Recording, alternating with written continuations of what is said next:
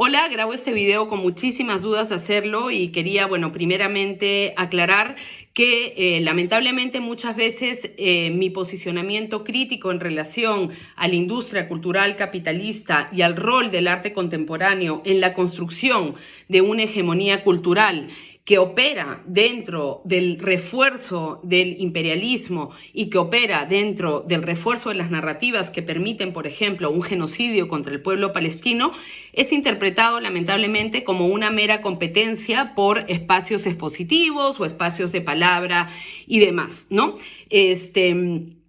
Creo que es importante aclarar que en el mundo del arte contemporáneo eso no funciona así. Guardar silencio o medir las palabras es mucho más útil para construir una carrera y de hecho el hablar públicamente de las cuestiones que señalo, por lo general me han jugado, digamos, en contra a nivel laboral, ¿no? Entonces luego, aparte de aclarar eso, creo que es importante entender ¿por qué es importante hablar del arte contemporáneo en este contexto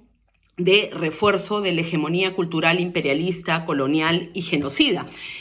Bueno, primeramente creo que es obvio, luego de haber visto la situación de censura, persecución, silenciamiento en el contexto de Alemania, por ejemplo, a los artistas que se posicionan a favor del pueblo palestino, vemos que es un terreno de disputa para el poder. ¿Pero por qué es un terreno de disputa para el poder? El contexto, digamos, del arte contemporáneo no representa a los pueblos, no representa a las clases trabajadoras. Es un lugar, digamos,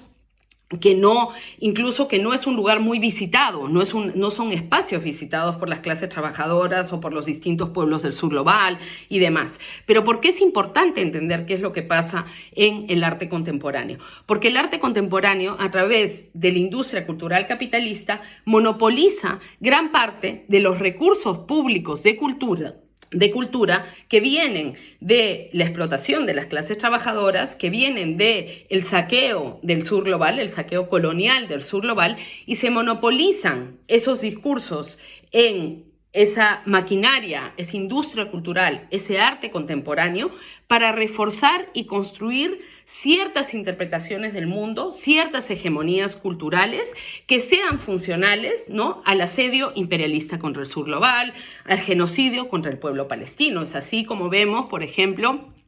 que la gran mayoría de instituciones públicas alemanas han expulsado y han quitado los recursos materiales de los artistas que se posicionen a favor de Palestina para que no puedan trabajar materialmente, no puedan hacer trabajo, no tengan espacio de palabra, no tengan espacio de legitimidad, y ha priorizado destinar esos recursos a artistas que se alineen con las narrativas sionistas, y eso lo vemos también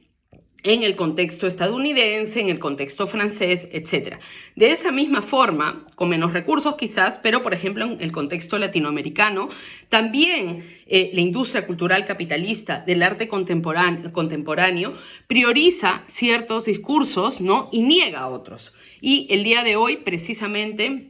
este video tiene que ver con la exposición de la artista cubana Coco Fusco en el contexto del MACBA, así como con el ciclo de cine cubano que se está presentando junto con dicha exposición. Antes de hablar en específico de esa exposición y del trabajo de esa artista, creo que es importante entender que se viene construyendo, y me parecía sintomático, por ejemplo, el título de el ciclo de cine, ¿no? Ciclo de cine cubano. Muchas veces vemos que se presenta el arte cubano, ¿no?, como un general, ¿no?, y siempre dentro del contexto del arte contemporáneo y de esta industria cultural capitalista, cuando se presenta arte venezolano o se presenta arte cubano, vemos que corresponde a una única perspectiva en relación a la revolución cubana, ¿no? Es decir, lo que el arte contemporáneo viene presentando como arte cubano es única y exclusivamente aquellos artistas que se posicionan de forma activa en contra de la revolución cubana y en contra del proceso de lucha antiimperialista que se viene dando en ese contexto. De tal forma que niegan, ¿no?, y aparte es muy interesante y sintomático, ¿no?, que en uno de los pilares, digamos, de las narrativas que utilizan para acusar de una supuesta dictadura a el gobierno cubano tiene que ver con la cuestión de la censura, ¿no? Pero creo que es obvio que en la industria cultural latinoamericana, ¿no? Que depende mucho de Miami y de Nueva York, tanto materialmente como, digamos, las relaciones de poder que se dan en eso, se narra como cubano, ¿no? Únicamente aquello que responda a las narrativas proimperialistas, ¿no? Y que se alineen con ese tipo de narrativas de asedio hacia Cuba, y también sucede lo mismo con Venezuela. Es decir, no se permite el ingreso, no se legitima, no se da espacio a artistas, a trabajadores de la cultura que tengan otra posición en relación a la Revolución Cubana o en relación a la Revolución Bolivariana. Y no porque no existan, sino que no se permite el ingreso, y ahí hay un mecanismo de censura, ¿no? Y que es interesante, por ejemplo, como digo, que mucho del discurso de acusación de dictadura contra Cuba y Venezuela se basa en la censura y demás, cuando vienen décadas de expulsar, censurar y acallar a aquellos artistas latinoamericanos sobre todo, y cubanos y venezolanos en concreto, que guarden otra posición en relación a ese proceso revolucionario. Y bueno, ya hablando en concreto en relación a la actividad, a la exposición que se está dando en el Museo de Arte Contemporáneo de Barcelona, hay varias cuestiones. Bueno, la primera, ¿no? Cómo se presenta este ciclo de cine cubano, ¿no? Sin especificar que responde a un posicionamiento contrarrevolucionario específico, ¿no? Que la selección de las películas, ¿no? Responden a esa narrativa, ¿no? Y después lo otro es la exposición del artista cubana con nacionalidad norteamericana y que vive hace muchas décadas en Nueva York, como muchos de los artistas de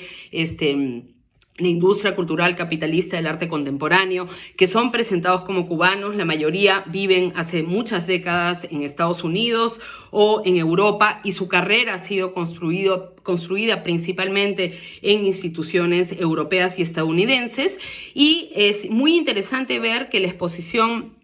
del artista Coco Fusco es presentada como una exposición decolonial. Es decir, hay una captura de las epistemologías y narrativas decoloniales para reforzar los posicionamientos imperialistas. Recordemos que Coco Fusco fue, si no la que lideró, una de las artistas que lideró, por ejemplo, el pedido de boicot a la Bienal de La Habana del año 2021, en donde muchos curadores, como por ejemplo Hans Ulrich Obrist, Nicolás Bourriaud, artistas como Liam Gillick, es decir, los grandes nombres del arte contemporáneo del norte global, muchos de ellos hombres blancos heterosexuales de absoluta digamos, de pertenecientes a las élites, ¿no? Firmaron un pedido junto con muchos otros artistas y muchos otros trabajadores de la cultura, firmaron un pedido de boicot a la Bienal de La Habana, y Coco Fusco lideró, ¿no? este intento de boicot a la Bienal, haciendo que, por ejemplo, muchos artistas se retiraran de la Bienal y que se reforzara, ¿no? Este discurso de que hay una dictadura en Cuba, y este discurso en contra, digamos, del proceso revolucionario en el contexto de Cuba, ¿no? Acá creo que hay una cuestión súper importante a tener en cuenta. Muchos de estos artistas cubanos que en el norte global acusan de dictadura a Cuba y que tienen todos los micrófonos, los medios de comunicación, los espacios institucionales del norte global para hacerlo, ¿no? Son parte de la maquinaria de normalización de las sanciones y los bloqueos. Primero, porque nunca hablan de la situación de la sanción y de los bloqueos, y nunca explican que la crisis económica que se vive en el contexto de Cuba o que se vive en el contexto de Venezuela es producto de las políticas de sanciones impuestas por Estados Unidos y por Europa, y que además, y pensando más, por ejemplo, en el caso de artistas como Coco Fusco, que enarbola lo de colonial o que habla sobre cuestiones que tienen que ver con el racismo, las sanciones y el bloqueo impuestos por Estados Unidos y los países europeos son una política de castigo masivo racista. Son una forma de castigar a las clases trabajadoras, porque sabemos perfectamente, incluso por informes de las Naciones Unidas, que las sanciones y el bloqueo no afectan principalmente ni siquiera a las clases políticas de esos países, sino principalmente a las personas más empobrecidas, a las clases trabajadoras y por ende a las personas racializadas. Y son una forma de castigo, como digo, colectivo racista, ¿no? Entonces muchas veces, o bueno, no muchas veces, desde esos espacios del arte cubano, de lo que se llama como arte cubano en el contexto del norte global, nunca se habla como una política colonial, como una política racista de las sanciones y el bloqueo. Y el pedido de boicot que lidera Coco Fusco en el año 2021 en relación a la Bienal de La Habana está en consonancia con esa política de castigo colonial contra Cuba, porque lo que se pide es boicotear uno de los pocos eventos culturales que tienen muchos de los artistas que trabajan en Cuba para poder, digamos, dinamizar o reforzar su economía, ¿no? Y entonces, después una vez, a grandes curadores, que no me quiero imaginar cuánta plata tienen en su cuenta, que son personas con pasaportes suizos, con piel blanca, como Hans Ulrich Obrist, firmando una carta de boicot para un evento cultural en un país del sur global que vive bajo sanciones y bajo bloqueo. Es decir, una contribución directa a hambriar, ¿no?, y a violentar mediante el hambre y mediante el asedio a la economía, no solamente con el refuerzo, como digo, de las narrativas de las sanciones y el bloqueo, sino con una acción específica como boicotear una de las pocas plataformas y actividades culturales que puede dinamizar la economía de los artistas que viven en el contexto de Cuba. Y, insisto, grandes nombres de grandes hombres blancos y grandes mujeres blancas del norte global y muchos artistas latinoamericanos que ganan en euros, que trabajan en instituciones norteamericanas, que trabajan en instituciones europeas, ¿no?, boicoteando la economía de aquellos que viven bajo el asedio de las sanciones y el bloqueo. Y hay otra cuestión muy sintomática en relación, no solamente, por ejemplo, el posicionamiento de la artista Coco Fusco, sino de muchas de las personas que firman esa carta, por ejemplo, de pedido de boicot en el año 2021, es que ninguno de ellos ha boicoteado o ha firmado, por ejemplo, el pedido de cierre del pabellón israelí en la Bienal de Venecia. Muchos de esos artistas, curadores y trabajadores de la cultura han continuado trabajando con instituciones alemanas, con instituciones como el MoMA o el Guggenheim, cuando hay desde plataformas como Strike Germany, que pide el boicot a las instituciones alemanas por su apoyo a la agenda sionista y genocida contra el pueblo palestino, o hay también plataformas como Strike MoMA y como distintas plataformas de pedido de boicot, ¿no?, que estas mismas personas y agentes culturales del arte contemporáneo y de la industria cultural capitalista no firman, no apoyan, pero cuando se trata de reforzar el asedio contra un proceso revolucionario antiimperialista y contra un pueblo y unos artistas y unos trabajadores de la cultura que ya viven el asedio y el empobrecimiento sistemático por parte de las sanciones y el bloqueo impuestas por Estados Unidos y por Europa, ahí sí firman y ahí se operan activamente. Y aquí hay una cuestión también muy importante tener en cuenta que tiene que ver con algo que yo ya he explicado varias veces, que es la apropiación, tergiversación y manipulación de las estéticas y las epistemologías decoloniales para reforzar la agenda imperialista. Cuando el poder ya no puede, por ejemplo, censurar o ignorar ciertas epistemologías y narrativas, como puede haber sido, por ejemplo, la necesidad de hablar del racismo en el contexto del norte global, lo que hace es un mecanismo de apropiación, pero siempre para reforzar su propia agenda, ¿no? Entonces creo que es muy importante entender que la exposición de Coco Fusco o que este ciclo de cine cubano que se va a dar en el contexto del MACBA cumple un rol de desactivar la posibilidad de una interpretación antiimperialista y anticolonial de las epistemologías decoloniales, de las estéticas decoloniales, del debate sobre el racismo, del debate sobre la historia colonial, pero para limitarla, para entenderla, por ejemplo, en relación a cuestiones de identidad, a cuestiones básicas de, digamos, inclusión y exclusión, pero no para utilizar esas herramientas para entender, como digo, por ejemplo, las sanciones y el bloqueo como un mecanismo de continuidad colonial y de castigo a aquellos pueblos que se oponen, por ejemplo, a la maquinaria capitalista de saqueo, como puede pasar, como digo, en el contexto de Cuba y de Venezuela, ¿no? Entonces vemos que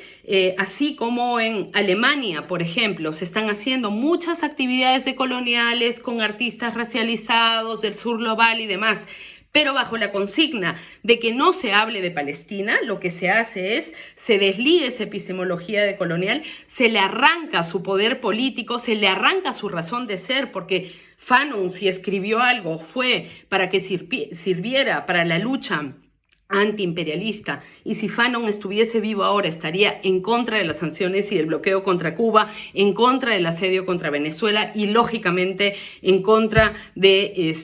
el asedio contra el pueblo palestino, el genocidio contra el pueblo palestino, y además seguramente también a favor de las resistencias del sur global y de muchos de estos gobiernos denominados como dictaduras y demás. Entonces vemos cómo esta industria cultural que tiene recursos, que puede producir libros, exposiciones, que puede producir folletos, charlas, debates, películas, y que muchos otros artistas y pensadores no tienen los recursos para hacerlo, captura la interpretación de lo que se entiende por decolonial, lo desactiva políticamente, ¿no?, y le quita el sentido antiimperialista. Y bueno, esta estrategia de apropiación cultural no se limita únicamente a lo decolonial, sino también la vemos, por ejemplo, en relación tanto al arte de Tania Bruguera como otros artistas cubanos que se representan públicamente como artistas políticos, en donde hay una estrategia de apropiación de las estéticas que vienen de los procesos de lucha latinoamericanos en contra de las dictaduras. Por ejemplo, hace unos años Tania Bruguera sacó un cartel en donde salía una silueta de ella y ponía Tania Bruguera desaparecida para denunciar una supuesta desaparición de su persona, que estuvo unas horas en la comisaría y luego automáticamente salió libre, ¿no? Pero que hay ahí una apropiación de la silueta que viene del siluetazo argentino, que viene de una construcción del desaparecido, del sujeto desaparecido, que ha costado muchísimo trabajo en contextos como Argentina, como Chile, que ha habido mucha represión, mucha persecución política para poder construir esa narrativa en relación a los presos políticos desaparecidos y a la persecución política en contextos de dictadura, ¿no? Y que vemos esa apropiación de esos símbolos, pero bajo la agenda de las narrativas proimperialistas para acusar de una supuesta dictadura en Cuba, aparte dándole impunidad, ¿no? Es decir, al decir que porque esta persona, este artista fue llevado durante unas horas a la comisaría, ya es una desaparecida, lo que se hace es que se relativiza y se baja, se disminuye la magnitud de lo que realmente fue la persecución política en contextos como Argentina, en contextos como Chile o en contextos como el peruano, en donde los desaparecidos no salen después de unas horas de la comisaría, sino que hasta hoy en día siguen siendo buscados por sus compañeros y por sus familiares. Una última cosa que quería añadir, que tiene que ver con las sanciones y el bloqueo, y que tiene que ver con la cuestión de Palestina. Si bien la mayoría, como decía, de estos artistas que se ubican en esas narrativas proimperialistas, utilizando lo antirracista o lo decolonial, por lo general no dicen nada en relación a Palestina, no está habiendo un genocidio profundamente colonial y racista, y estas autoridades intelectuales, estas autoridades artísticas en relación a ese tema guardan silencio, o por ahí ponen una publicación muy medida o algún comentario muy medido, pero no tienen, digamos, un trabajo activo en relación al genocidio colonial y racista, como digo, contra el pueblo palestino. Hay una cuestión muy importante a no olvidar sobre Cuba y Venezuela en este contexto. Cuba, la Revolución Cubana, el gobierno cubano lleva décadas apoyando a la resistencia del pueblo palestino. Como muchas veces he explicado, muchos de los médicos que hoy están siendo asesinados por el Estado colonial de Israel en Gaza. Son médicos que han sido formados en la Escuela de Medicina de La Habana. Otros muchos han sido formados también en proyectos de formación de médicos en el contexto de Venezuela, que siguiendo a Cuba también como forma de solidaridad no se limitan únicamente a la palabra, sino que tienen estos programas de apoyo para dar formación a los médicos palestinos, y ese apoyo de palabra, ese apoyo activo, esa solidaridad histórica que tiene Cuba o que tiene Venezuela con el pueblo palestino es uno de los tantos motivos del asedio imperialista contra Cuba y contra Venezuela. No hay que olvidar que parte del argumentario y de los mecanismos legales para las sanciones y el bloqueo contra Cuba tiene que ver con que se le considera un Estado que apoya el terrorismo, ¿no? Y eso tiene que ver con el apoyo a las resistencias anticoloniales, incluida la Palestina, en el sur global por parte de la Revolución Cubana, de su gobierno y de gran parte de su pueblo. Entonces es impensable para mí pensar estar en solidaridad con Palestina y apoyar las narrativas proimperialistas, ¿no?, que atacan a Cuba y a Venezuela, que son países y gobiernos que apoyan activamente al pueblo palestino en su resistencia. Y la otra cuestión que me parece importante tener en cuenta es que la arquitectura de las sanciones y el bloqueo, que es una arquitectura colonial, que es una forma, como digo, de castigo racista masivo contra la población. Esa arquitectura que se ha impuesto en Cuba, que se ha impuesto en Venezuela y ha generado una migración forzada mediante el hambre, y que son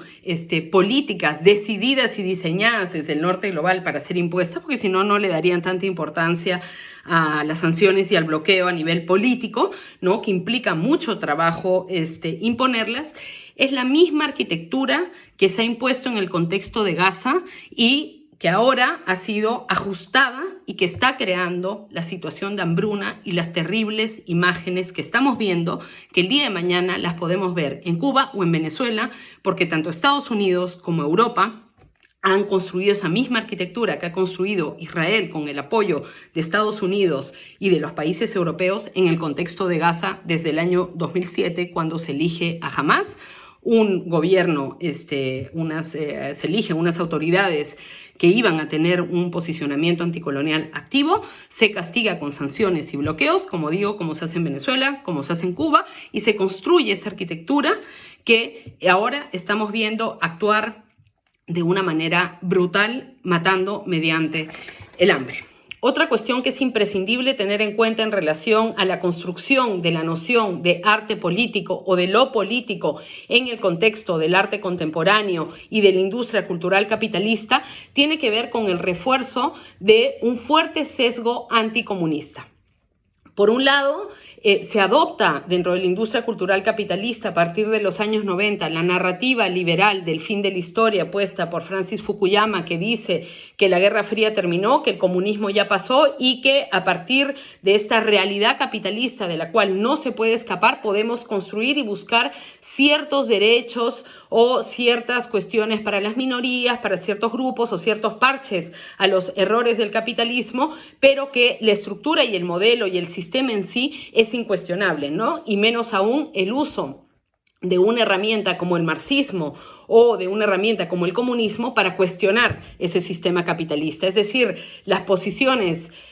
comunistas, las posiciones marxistas desaparecen de ese terreno, ¿no?, o son desaparecidas en ese terreno de la industria cultural capitalista. Por otro lado, muchos de estos artistas, por ejemplo, que refuerzan las narrativas imperialistas de acusación de dictaduras de supuestas dictaduras contra Cuba o contra Venezuela, guardan un posicionamiento profundamente anticomunista, y de hecho en el trabajo de muchos de estos artistas se puede ver, por ejemplo, burlas a Marx, burlas a Mao y demás, ¿no? O sea, hay un marco ideológico más profundo que se presenta como si fuese el sentido común, ¿no?, que es ese sentido común liberal que se construye desde los años 90, que borra completamente el posicionamiento comunista y que borra también, y eso también lo vemos mucho en la industria cultural capitalista, cuando incorpora las narrativas sobre las luchas anticoloniales del sur global, y es el rol que tuvo el marxismo, el rol que tuvo el comunismo en la construcción y cómo fueron utilizados como herramientas en la construcción de los marcos ideológicos, ¿no? Y en la construcción y organización de las luchas antiimperialistas, ¿no? Muchas veces se ve a las luchas anticoloniales, antiimperialistas del siglo XX como algo ajeno al comunismo, al socialismo y al marxismo, ¿no? Cuando fueron parte de las herramientas utilizadas por esas luchas y, como digo, la industria cultural capitalista lo que hace es borrar, negar, minimizar, ¿no? Su rol. Entonces, otra cuestión, también no voy a profundizar mucho en eso, pero esta exposición de Coco Fusco en el MACBA se da en el contexto también de un rechazo por parte de los vecinos a la ampliación que está haciendo el museo, ¿no? Entonces ahí creo que es importantísimo volver a preguntarnos cuál es el rol del arte contemporáneo, ¿no? Cuál es el rol de la industria cultural capitalista que, como digo, captura y monopoliza los recursos públicos que vienen de los impuestos de las clases trabajadoras, que vienen del saqueo colonial, y que creo, por ejemplo, la campaña No MACBA viene reflejando claramente, de explicar cómo muchos de los recursos públicos, ¿no?, están siendo utilizados para resguardar las colecciones privadas y también para resguardar las narrativas, las epistemologías, las formas de interpretar el mundo que son convenientes para las élites y son convenientes para la manutención de el orden imperialista, colonial y genocida. Entonces, bueno, con esto termino. Insisto en que yo soy una persona muy amante del arte, me gusta mucho ver arte, compartir, escuchar a otros artistas, pero lo que me parece delicado es cuando dentro del contexto artístico, dentro del contexto cultural, se entra a hablar de cuestiones políticas, porque, como digo, muchos de estos artistas son presentados como artistas políticos. Entonces la discusión ya entra en otro terreno y ya entra en un terreno del debate político, y en ese contexto creo que es imprescindible entender y analizar y denunciar cómo se están normalizando discursos proimperialistas que refuerzan el asedio colonial racista contra Cuba, contra Venezuela o contra Palestina.